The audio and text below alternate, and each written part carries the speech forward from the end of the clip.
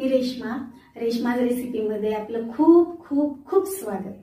तर तुम्ही माझ्या ह्या चॅनलला जाऊन रेसिपीज नक्की पाहत असाल आणि आपल्या ह्या ज्या रेसिपीज आहेत साध्या सोप्या त्या जर तुम्हाला आवडत असतील तर आपल्या चॅनलला लाईक करा, शेअर करा आणि सबस्क्राईब करा। आणि असेच तुम्ही जर रेसिपीज फॉलो करत असाल तर कशा झाल्या मला कमेंट करून पण सांगत चला। तर बघा, आपला असा प्रयत्न असतो की जास्तीत जास्त घरातल्याच वस्तू वापरून पदार्थ चविष्ट कसा बनेल।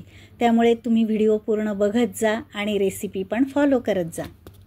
तर चला तर मग अशीच एक आपण रेसिपी घेऊन आलेलो आहे। तर ती कशी बनवायची तर ती आज आपण पाहिजे। त्याचं नाव आहे झटपट बनणारं आणि वेगळ्या चवीचं असणारं कैरीचं सरबत। तर मी एक कैरी घेतलेली आहे, स्वच्छ धुवून, त्याला चीक लागलेला असतो त्यामुळे स्वच्छ धुवून घेतलेली आहे। आंबट कैरी आहे ही। तर सरबता अगोदर आपण सब्जा बी भिजत घालायचा आहे। सब्जा बी आहे 1 चमचा। तर त्यामध्ये आपण पाणी टाकूया अर्धी वाटी, म्हणजे सरबत होईपर्यंत छान फुलून येईल। तर ही वाटी आपण आता बाजूला ठेवून देऊया। आणि आता ही जी कैरी आहे त्याच्या आधी अगदी बारीक फोडी करून घ्यायच्यात।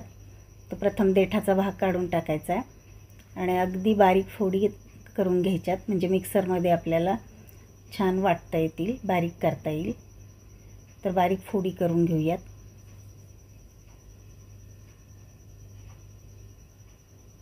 तर अगदी अशा पद्धतीने फोडी आपण करून घेऊयात।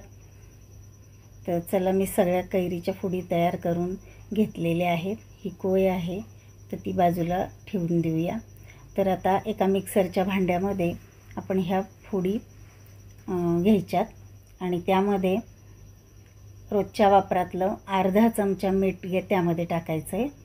नंतर काळं मीठ अर्धा चमचा त्यात टाकायचं आहे आणि साखर जी आहे तर हा चमचा मोठा आहे माझा, वाटीच्या मापाने अर्धी वाटी साखर घालायची आणि चमच्याच्या मापाने मी 4 चमचे त्यामध्ये टाकते साखर। तुमच्या कैरीच्या आंबट चवीनुसार तुम्ही साखर टाकू शकता। तर आता मी मिक्सरमध्ये फिरवलेलं आहे, अगदी छान बारीक अशी पेस्ट तयार झालेली आहे, पाहू शकता। तर आता हे एका भांड्यामध्ये मी काढून घेते। तर सगळी पेस्ट मी काढून घेते यामध्ये। तर यामध्ये आपल्याला एका कैरीमध्ये 2 ते 2.5 ग्लास आपल्याला सरबत तयार होतं आपलं। तर आता छान मिक्स करून घेऊया।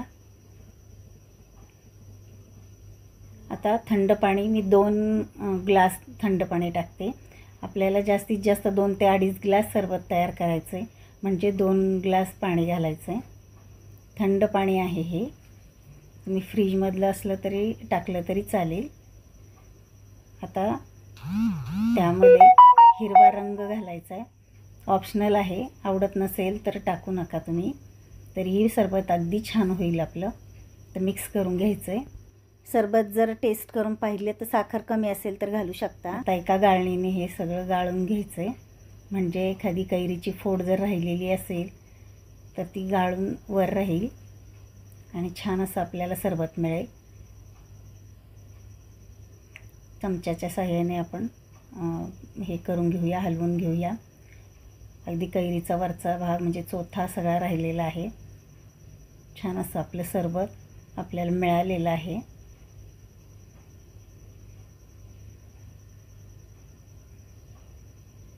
तर आता ग्लासमध्ये सर्व करूया। आता ग्लासामध्ये प्रथम आईस क्यूब टाकूया।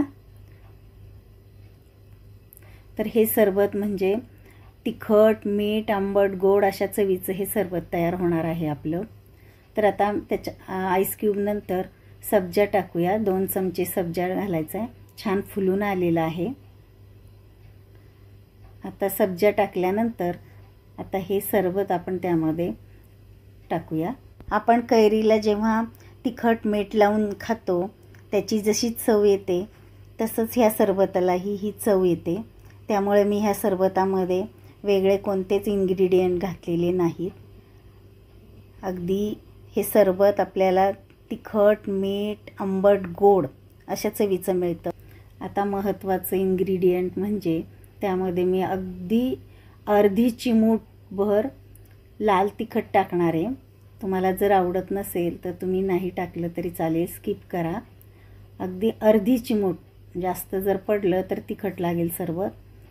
म्हणजे याच्यामुळं आपल्याला आंबट, गोड, तिखट अशी चव मिळेल या सरबताला.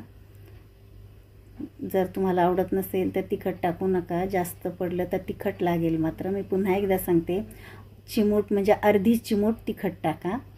चला तर मग हे आपलं सरबत पिण्यासाठी तयार झालेलं आहे. तुम्हाला हे सरबत जर आवडलं तर मला कमेंट करून सांगा.